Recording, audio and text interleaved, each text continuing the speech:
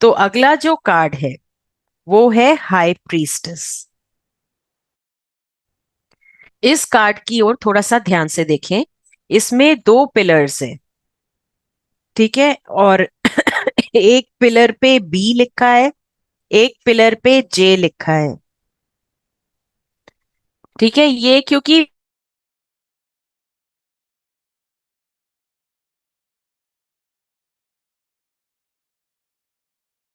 आप देखिए, जो लेडी है, आप देख पा रहे हैं कि जो लेडी है ये बैठी हुई है।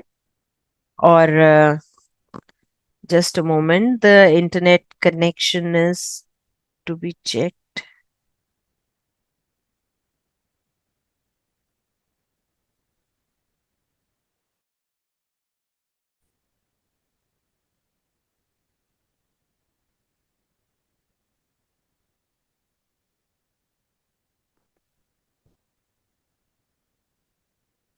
ओके, तो इसमें आप देखेंगे कि जो लेडी है, ये लेडी ने जो क्राउन पहन रखा है, चलिए अब इसकी डिटेलिंग पे जाते हैं।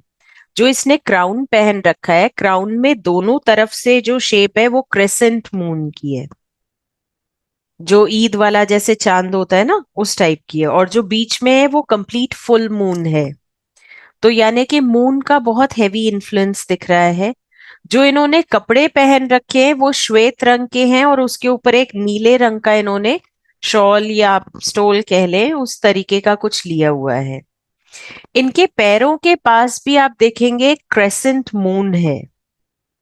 तो बहुत ज्यादा एनर्जीज इस कार्ड में किसकी दिख रही हैं? चंद्र एलिमेंट की, चंद्रमा की दिख रही हैं। तो जब चंद्रमा की एनर्जीज हाई होती हैं तो तीन चार चीजों का हम हमेशा ध्यान रहते रखते हैं, स्पेशली किसी कार्ड को पढ़ते हुए। चंद्रमा माँ के लिए भी है, माँ का कारक भी है। चंद्रमा मन का कारक भी है।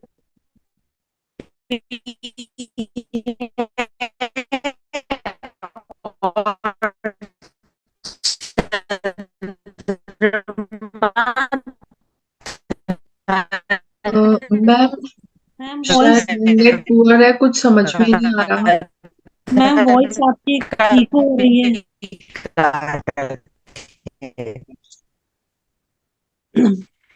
तो ये तीन चीजें मैम आप वॉइस नहीं आ याद रही है। रखिएगा कि ये मैम आपकी हो वॉइस सकता है बिल्कुल लैग कर रही है, उनकी मुझे फील मदर मैम से हो आपकी रहा मेरी वॉइस नहीं आ बात। रही रिलेटेड है। कुछ इंडिकेट कर रहा हूँ। मैम रिपीट करना पड़ेगा। ऑब्वियसली इसके साथ वाले का को क्लियर है। हाँ जी। मैम वॉइस नहीं आ रही है आपका, आपका वॉइस पूरा इको हो रहा था जब से आपने बताया था ना कि इसके ऊपर। इको भी नहीं मैम, पूरा लैग ब्रेक कर रहा है। I think the net is really, कुछ नहीं समझ में, ऑडियो भी कुछ नहीं भी आया। समझ ओके, नहीं आ रहा। अभी वॉइस ठीक आ रही है? हाँ यस मैम, मैम ठीक यस। है। ओके, सो आप इस कार्ड को ध्यान से देखिए। व्हाट आई मेंट टू से इज कि इस कार्ड को आप ध्यान से देखिए। इस कार्ड की इमेज में आपको बहुत सारी हिंट्स मिलेंगी। एक तो इस कार्ड में बहुत ज्यादा किस चीज को दिखाया गया है? मून एलिमेंट को। जो क्राउन है, crown is in the shape of moon. बीच में एक फुल मून है और साइड में दो क्रेसेंट मून है। जो इनके कपड़े हैं वो श्वेत रंग के हैं, again depicting the colour of moon. ऊपर से ब्लू कलर की इन्होंने कोई शॉल टाइप पहनी हुई है। इनके पैरों के पास अगर आप देखेंगे तो फिर से क्रेसेंट मून है। तो इतना ज्यादा जहां मून का वो पड़ता है प्रभाव। तो मून जो है तीन चार चीजों का कारक है।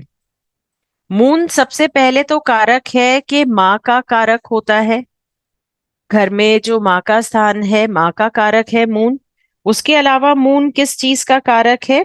उसके अलावा मून जो है लिक्विडिटी का कारक है, फाइनेंसेस का कारक है। एंड मोस्ट इम्पॉर्टेंटली मून मन का कारक होता है। आपके मन को कंट्रोल करता है मून। आज जैसे आप लोगों को एक बात बताती हूँ। टुडे इज न्यू मून, अमावस है आज।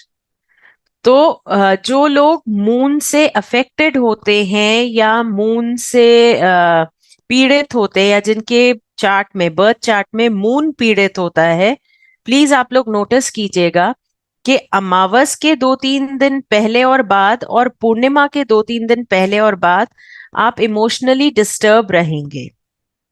या तो आप बहुत ज्यादा रोएंगे या आप बहुत ज्यादा प्रसन्न होंगे किसी चीज को लेकर।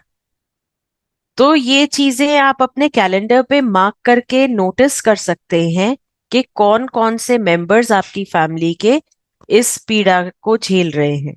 क्योंकि अगर है तो इससे रिलेटेड बहुत सिंपल रेमेडी है। One remedy is meditation. सबसे सिंपल रेमेडी है, ऐसे लोगों को मेडिटेट जरूर करना चाहिए। अगर वो शिव जी पे जल चढ़ा सके तो बहुत अच्छा है, उनका चंद्रमा बैलेंस होना शुरू हो जाएगा। अगर वो शिव जी की आराधना कर सके, जैसे ओम नमः शिवाय का जाप कर ले वो 1 माला रोज की, तो भी वो बैलेंस कर लेंगे इस चीज को। अदरवाइज ये एक ऐसी तकलीफ है जो लाइफ लॉन्ग चलती है और ऐसे व्यक्ति का अपनी माँ के साथ संबंध अच्छा नहीं होता है। कोई ना कोई वजह रहती है कड़वाहट की, राइट। तो ऐसे व्यक्ति को क्या करना चाहिए, अपने हर कार्य से पहले माँ की ब्लेसिंग जरूर ले, अपनी कड़वाहट को साइड में रख के माँ से रिलेशन इंप्रूव करें। तो चंद्रमा क्योंकि माँ का कारक है तो चीजें इंप्रूव कर जाएंगी। तो ये कुछ रेमेडीज आपको मैंने दी हैं। अगर आपको ऐसा लगता है कि जो आपके क्वेरेंट हैं उनके इस एलिमेंट से रिलेटेड बहुत कार्ड्स आ रहे हैं और आपको लगता है कि उनका मून जो है वो कहीं ना कहीं तंग कर रहा है उन्हें, राइट, तो इस चीज का हम ध्यान जरूर रखेंगे। और अगर आपको किसी का टेस्ट करना है तो आप हमेशा इसमें अपने कैलेंडर में मार्क कर लें अमावस कब है और पूर्णिमा कब है। जैसे आज अमावस है तो अभी तो रीसेंट है, तो आप नोटिस कर सकते हैं 1-2 दिन पहले कहीं आपने बहुत ज्यादा मूड स्विंग्स ऑब्जर्व किए हो।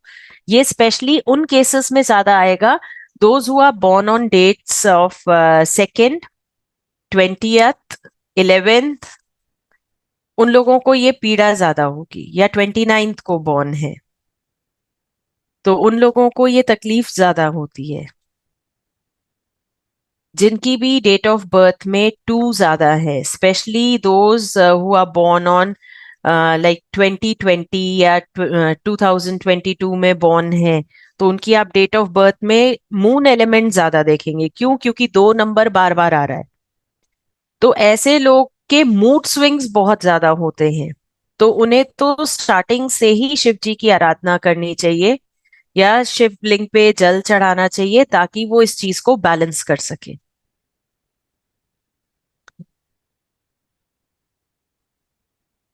अब इस कार्ड में हम इसी चीज को देखते हैं, राइट। अभी तो हमने सिर्फ ये देखा कि ये लेडी ने क्या पहना है, मून एलिमेंट हमने देखा। अब ये जो 2 पिलर्स दिख रहे हैं, एक ब्लैक और एक व्हाइट, ये दोनों वेनिंग और वैक्सिंग मून को इंडिकेट करते हैं, मतलब फुल मून और न्यू मून को, पूर्णिमा और अमावस को। तो उसके बीच के फेजेस हैं ये। पीछे आप देखेंगे एक पर्दा सा टंगा है जिसपे अनार बना हुआ है, there is a fruit drawn, जो इस लेडी के बैकग्राउंड में आप देखेंगे। तो बैकग्राउंड इसने छुपाया हुआ है, पर्दा किया हुआ है। तो ये लेडी कैसे नेचर की है, ये थोड़ी सीक्रेटिव नेचर की है, सब कुछ खुल के नहीं बताती है ये। अब एक चीज पे और ध्यान आपका ले जाऊंगी, थोड़ा सा जरा ध्यान दीजिएगा। इस लेडी ने जो ये हाथ में पकड़ा है, आप देख रहे हैं इस पे क्या लिखा है, TORA। एक अल्फाबेट अभी मिसिंग है, हमें दिख नहीं रहा है, इसने छुपा रखा है। ये भी क्या दर्शा रहा है, इस लेडी का सीक्रेटिव नेचर का होना। तो ये बहुत कुछ छुपा रही है, बहुत क्लियर नहीं है।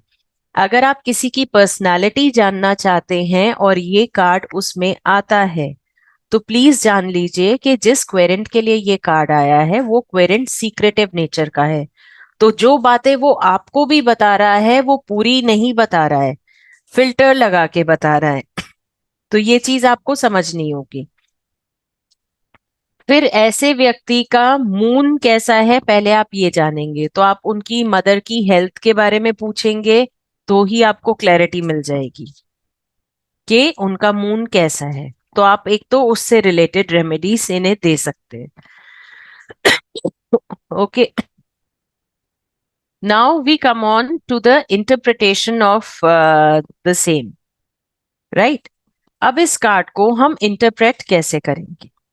हमने ये तो जान लिया कि कार्ड की पिक्चर क्या है।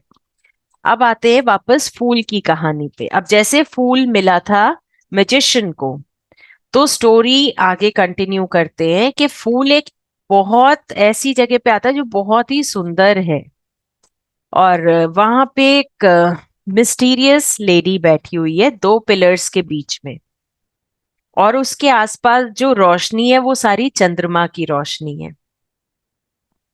फिर वो फूल को हैरान कर देती है उसको उसी के बारे में बता के।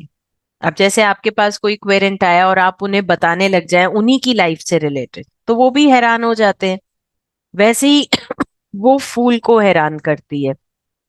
तो फूल उससे पूछता है कि उसे क्या करना चाहिए उन टूल्स से जो मैजिशियन ने उसे दिए थे। वो काफी कंफ्यूज्ड है। तो आंसर करते हुए हाई प्रीस्टेस क्या करती है, उसको ना कुछ पुराने स्क्रोल्स देती है जो उसने अपने हाथ में पकड़े थे, और बोलती है कि ये सिखाएंगे आपको कि आप क्या डिसाइड करें और कैसे करें। तो फूल क्या करता है, जहां फूल को थोड़ी सी मदद मिलती है और ये जानता है कि हाँ सामने वाला सब कुछ जानता है, तो फूल उनके पैरों के पास बैठ जाता है और वहां पे क्रेसेंट मून की लाइट में वो पढ़ने लगता है उस स्क्रोल को। तो काफी चीजें उसे पता लग जाती हैं और अब वो कॉन्फिडेंट है फिर इस जर्नी पे जाने के लिए। लेकिन उसे एक बात का शक होता है कि हाई प्रीस्टेस ने उसे पूरी नॉलेज नहीं ली, पूरी नॉलेज अभी दी नहीं है। कुछ सीक्रेट्स बचे हैं, कुछ ऐसा है जो पर्दे के पीछे छुपा है। तो वो हाई प्रीस्टेस को धन्यवाद करता है, और हाई प्रीस्टेस धीरे से बोलती है, उसकी विस्पर आती है बिल्कुल धीरे से, कि हम दोबारा मिलेंगे जब आप तैयार हैं अपने आगे की जर्नी के लिए। मतलब जो उन्होंने चीजें छुपाई थी, जो पर्दे के पीछे थी, जो वेल्ड एलिमेंट्स थे, वो सही टाइम पे आपके सामने आएंगे। तो high priestess is considered as a card of higher learning also. जिस तरह से फूल को उसके पास उसके हाथ में जो स्किल्स थे उससे रिलेटेड पूरी इंफॉर्मेशन मिली, तो हाई प्रीस्टेस का कई बारी कार्ड आता है, ये इंट्यूशन का भी होता है, ये हायर लर्निंग का भी होता है। ये कार्ड ये भी बताता है कि सामने वाला व्यक्ति जो है अपनी इंट्यूशन अगर यूज करे तो बहुत आगे जा सकता है। और कई बारी ऐसा भी बताता है कि कुछ ऐसे सर्कमस्टांसेस आए हैं जिससे वो आगे कुछ लाइफ के लेसन सीखने जा रहा है जो कि हायर लेवल के हैं। It is not about bookish knowledge, right. तो ये तो हमने एलिमेंट्स निकाले कि हाँ पिक्चर ये बता रही है, फूल की कहानी ने ये बोला। अब देखते हैं ये कार्ड इंटरप्रेट कैसे करेंगे। ये कार्ड ओकल्ट साइंस के लिए भी होता है। अगर कोई आपसे पूछे कि मुझे समझ नहीं आ रहा किस करियर ऑप्शन में जाना चाहिए, और ये कार्ड आ जाता है, तो this person can go in for occult sciences.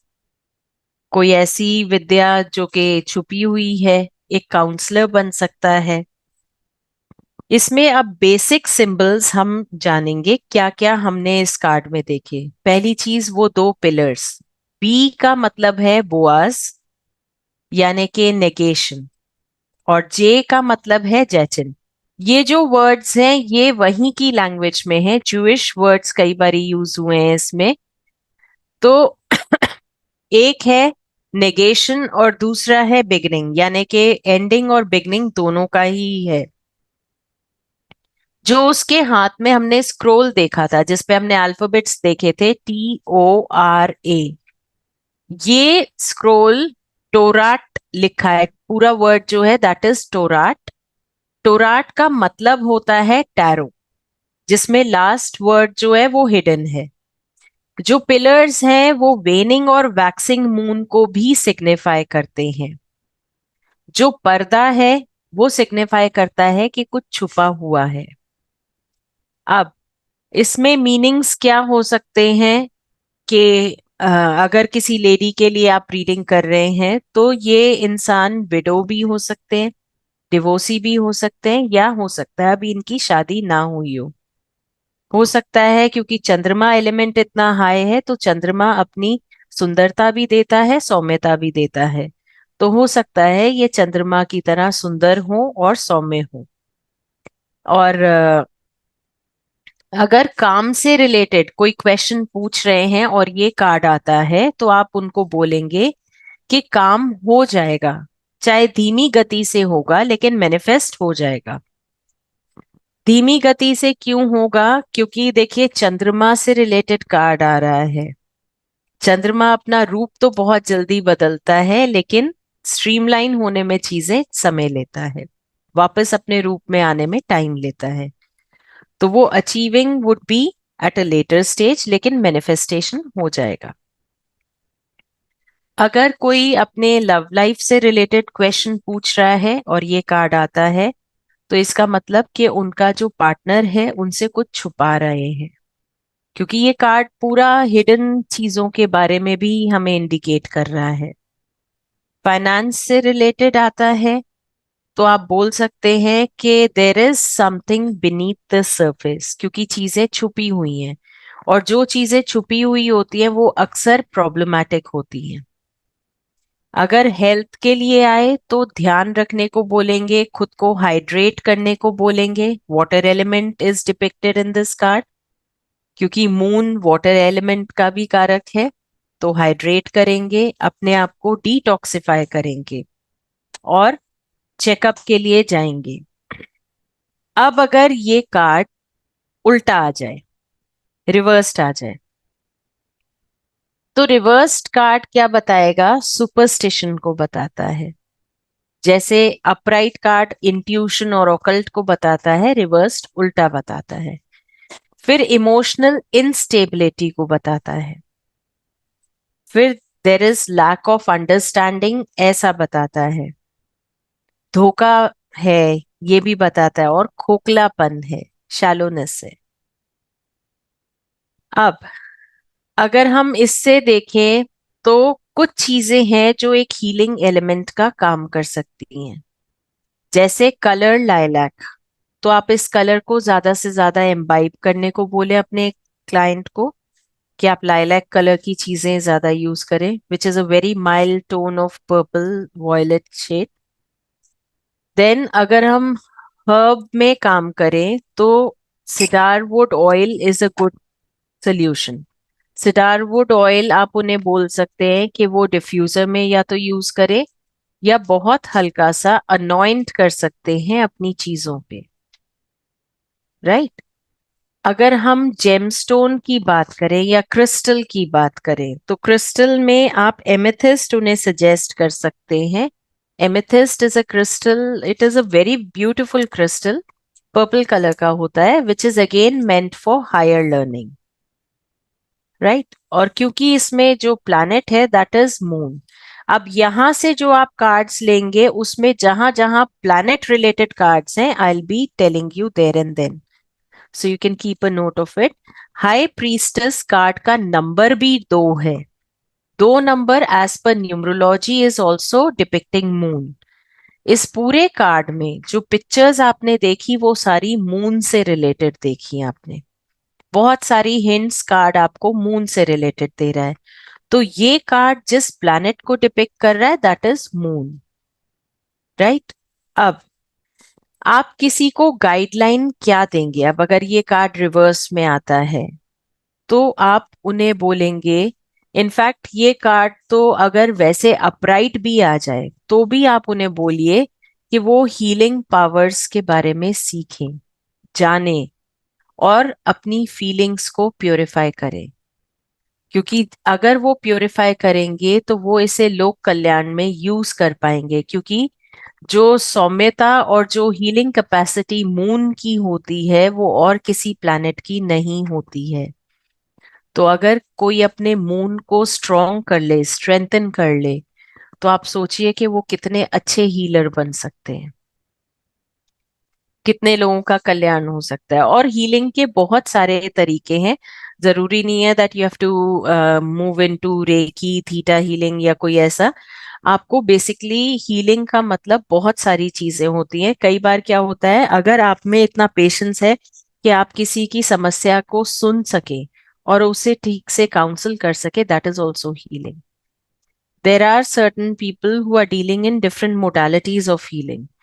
जैसे हम लेडीज पार्लर जाते हैं and we get all those things done ना, फेशियल करवा रहे हैं या आप जो करवा रहे हैं, तो वो भी क्या है, दैट इज रिफ्लेक्सोलॉजी।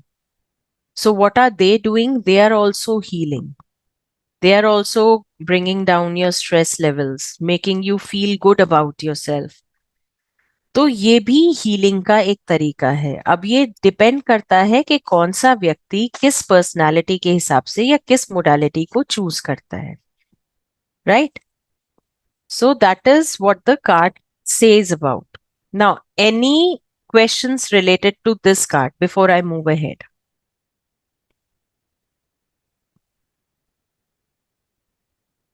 हाँ जी, Smita ji. Anyone else is not asking, तो मैं पूछ लेती हूँ। मैं हमेशा से बहुत जगह से पढ़ा है, और जो इसका मून इसके पैरों में है और वो येलो कलर है, एक तो वो डिफरेंस क्यों है इसके कलर में? और क्या उसने अपनी वो थोड़ी रूथलेस इंडिकेट करता है, या पैरों में इमोशंस की, इमोशंस को कुचलना भी जानती है जब नीड अराइजेस, ऐसा है क्या? आप नहीं, करेंगी इसके एक्सप्रेशन? देखिए, मून इन्होंने ताज की तरह भी पहना है, जी मैम, बट वो व्हाइट कलर है। वो वाइट कलर का है। जो मून नीचे रखा है, जो पैरों के पास है, क्रेसेंट मून, वो एनलाइटन कर रहा है। तो वो अच्छा, सूर्य का वो प्रकाश है जो ये ग्रहण कर रहे हैं, वो तो लाइट इल्यूमिनेशन के लिए यूज हो रहा है। Okay okay, so it has to be taken in positive yes, perspective, not see out. It is, कोई भी कार्ड हम रीड करते हैं तो we just have to take it in a positive aspect. या मतलब कोशिश ये नहीं कि उसमें कुछ नेगेटिव ढूंढो, हाँ, जहां तक हो सके, है ना? देर आर फ्यू रीडर्स और रीडर्स, क्या कुछ सम टीचर्स जो मैंने देखा कि वो बड़ा मतलब कहीं ना कहीं, वो मैं चाहूंगी नहीं कि वो आप निगेटिविटी ढूंढने वाला। जैसे आई रिमेम्बर कि इसके पर्दे के पीछे, आई रिमेम्बर इसमें नहीं दिख रहा था, बट हम कहीं नेवी वॉयलेट की रिवर की भी पीछे दिखती है इसमें। अब if you kind of find out पीछे पीछे का क्या, तो वो तो मुझे लगता है सामने के फैक्ट्स में तो होते हैं। जैसे ब्लैक एंड व्हाइट जो वो है, मैं pillars, are they not symbolizing good and bad, B no, and J? they here symbolize, because this whole card is speaking only and only about moon energies. तो यहाँ पे ये वेनिंग और वैक्सिंग मून को सिंबलाइज कर रहे हैं। देखिए, बुरा ना तो वेनिंग मून है और ना ही वैक्सिंग मून है, राइट? तो ये उस एनर्जी को सिंबलाइज करे, this whole is moon energy. अब ये जो आप पर्दे के पीछे की बात कर रहे हैं ना, ये हम बहुत जल्द सीखेंगे विजय आरकाना में ही। पर्दे में भी जो पोमोग्रेनेट है वो हम लोग आगे आगे देखेंगे कि फर्टिलिटी के लिए। ये, हाँ, ये जो पर्दे पे पोमोग्रेनेट बने होते हैं, ये बेसिकली फ्रूट्स हैं। तो फ्रूट्स क्या सिंबलाइज करते हैं? फर्टिलिटी। किसी भी प्लांट में फ्रूट बेयरिंग कैपेसिटी कब होती है? जब वो फर्टाइल होता है। तो पोमोग्रेनेट की पिक्चर आपको आगे भी देखने को मिलेगी। तो ये एक ऐसा सिंबल है जिसे हम फर्टिलिटी से एसोसिएट करेंगे कि बैकग्राउंड इज फर्टाइल। उन्होंने जो पर्दा लगाया है दैट इज फर्टाइल, यानी कि देखिए, इससे भी ये मतलब निकल के आ रहा है कि जो चीजें उन्होंने फूल से छुपाई वो फूल की भलाई के लिए छुपाई, क्योंकि इन्होंने फूल को ये बोल दिया ना कि आगे का आपको तब बताएंगे जब आप उसके लिए तैयार होंगे। It is similar as we nurture our kids as mothers. तो हम भी क्या करते हैं, हम अपने बच्चों को स्टेप वाइज हर चीज समझाते हैं, राइट? तो वो चीज के हिसाब से ही आप देखिए कि सही समय आने पर ही वो अपने आप चीजें सामने आ जाएंगी। और इसी का नेक्स्ट पार्ट आप कनेक्ट कर पाएंगे फूल की स्टोरी से मेजर आर्काना के ही एक कार्ड में, जहां हाई प्रीस्टेस दोबारा आएगी फूल को गाइड करने। So we'll go through that phase also. तभी मैंने इसको एक कहानी से नेट किया था। And when cross on her robe, it shows a spiritual inclination for me. Right. And suppose now for a reading to be very practically right away to बहुत आता है इसलिए the lady, suppose somebody is having an offer and this proposal comes. So this lady is very intelligent, very enlightened and a little mystic. मतलब अब उसको मेरे को शादी करनी चाहिए नहीं, मैं कभी इस तरह सोचना लेकिन यही मुझे लगता है कि क्या कहा जाएगा, ये आप ये बता देंगे कि इसकी हाँ। पर्सनैलिटी क्या नाउ व्हाटएवर। देखिए, ये लेडी कैसी है, ये लेडी थोड़ी सी मिस्टीरियस है, अग्रीड, लेकिन इसकी एनर्जीज बहुत पॉजिटिव है। आप अगर रंग रूप से भी देखेंगे तो अच्छा स्ट्रक्चर है, नैन नक्श वगैरह सब साफ है, सब कुछ अच्छा है। बस थोड़ी सी चीजें छुपा रही है, वो भी इस इंटेंशन से कि सही समय आने पर बता दिया जाएगा। तो there is no wicked intention behind, कोई इविल मोटिव नहीं है। अगर ये कार्ड रिलेशनशिप के केस में आप कोई क्वेश्चन पूछ रहे हैं, आप पूछते हैं कि क्या ये शादी करनी चाहिए या नहीं, और ये कार्ड आता है, तो यस, करनी चाहिए। This is a very positive card, एक हायर लर्निंग का कार्ड है। ये लेडी अगर इसको सही सब कुछ मिल गया तो will move ahead, higher learning की ओर जाएंगी और सबको एनलाइटन करेंगी, because you can see the crescent is illuminating the entire area wherever she is. तो वो जहां भी जाएगी वो उस रोशनी को साथ लेकर जाएगी और उस रोशनी को फैलाएगी। मैम जैसे just like a mother, mother को राइट, पता होता है कि कौन सी चीज सामने रखनी है और कौन सी पीछे रखनी है जो अपने आप बाद में सॉल्व हो जाएंगी। Exactly, Okay. Very true, right. Ma'am ये पिलर्स आपने कवर किए, हम्म, बताया आपके किसका? पिलर पिलर के बारे में बता हाँ दिया। जी, पिलर के बारे में बता दिया। मैं आपको बता देती हूँ। जो बी है, बी बोआज के लिए स्टैंड करता है, विच इज द बिगिनिंग। और जी जे जो है वो एंडिंग को डिनोट करता है। तो ये हम वेनिंग और वैक्सिंग मून से भी लेते हैं, यानी कि कृष्ण पक्ष और शुक्ल पक्ष से, जो आप हिंदी में बोलते हैं, राइट? तो इसको हम उस तरीके से कंसिडर करते हैं। एक तरफ आप कह सकते हैं कि अंधेरे रात, और एक तरफ वो चांदने रात, जो हम लोग हिंदी में बोलते भी है, राइट? ओके। और मैम जो चेस्ट पे क्रॉस है वो उसके स्पिरिचुअल नेचर को बताता है, ये बताता है कि ईश्वर में फेथ है, राइट? हाँ जी, स्मिता जी कुछ पूछना चाह रहे हैं? जी मैम, बस लास्ट मुझे ये कि कुल मिला के this lady is very wise, very intelligent, beautiful, just a perfect match, but there is a propensity to be aloof, aloofness भी है इसमें। देखिए, जहां कहीं भी स्पिरिचुअल इंक्लिनेशन होगा वहां अलूफनेस बाय डिफॉल्ट होगी, इस चीज को मान के चलिए आप। क्योंकि जो भी कोई स्पिरिचुअल नेचर का होगा या जो भी कोई हायर लर्निंग की तरफ जाएगा तो वो क्राउड में नहीं जाता।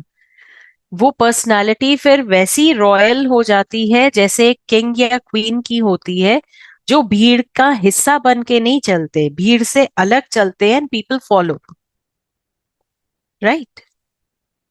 So it is that personality. Basically तो हमारा काम ये है कि to tell about the personality of a person and now whatever suits to your requirement, मतलब the querent कि भाई उसकी वाइफ कैसी होनी चाहिए ना you decide. I mean we have to be that generous in telling all these things कि ऐसे हो सकती है वैसे हो सकती है because वो तो एक फोटो लेके आएगी मेरी शादी तय होने वाली है. So do you tell in that much detail या जितना पूछते उतना? जितना पूछे उतना. क्योंकि एक रीडिंग में होता क्या है, देखिए there are questions and interconnected questions. ठीक है, पहले जैसे उन्होंने हाँ या ना में पूछा तो आपने हाँ या ना में बताया. जब आप डिटेल स्टडी कर रहे हो तो आपको पता चल रहा है कि प्रॉब्लम इन्हीं के एंड से हो रही है, वहां से प्रॉब्लम नहीं आ रही कोई. तो वो चीजें फिर हम उसको पोर्शंस में बताते हैं, छोटे छोटे पोर्शंस में बताते जाते हैं, जितना कि सामने वाला ले भी सके. Right. Thank you so much ma'am, मुझे बहुत क्लैरिटी है क्योंकि मैं इतनी जगह से पढ़ चुका कि आपको टोटल जितना ही कंफ्यूजन हुई है तो नाउ आई कैन इस पार्ट को पूरा कैसे पढ़ना चाहिए. ओके.